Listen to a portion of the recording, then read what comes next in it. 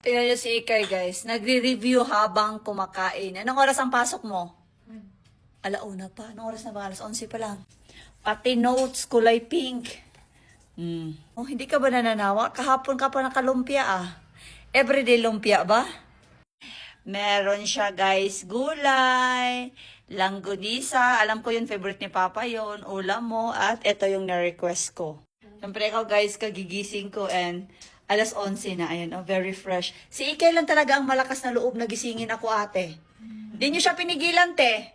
Ayun pa yung isa. Dalawa kayo, di nyo napigilan si Ikay na pumasok sa room ko. Guys, si Mel, hindi yan ang gigising sa akin kahit magising pa ako ng alas 4. Pag si Ikay, mama, gising na. Dapat alam mo yung rule sa bahay na bawal akong gisingin. Bakit? Kasi? Lunch na, oh.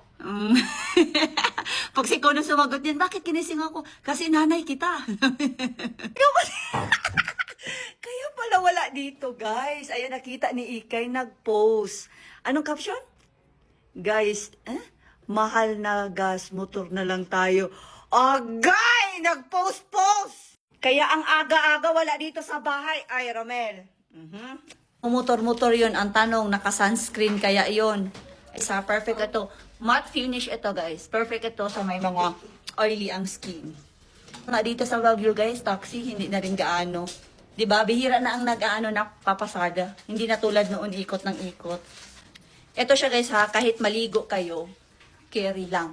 At saka, huwag niyong kalimutan, lagyan ang lieg.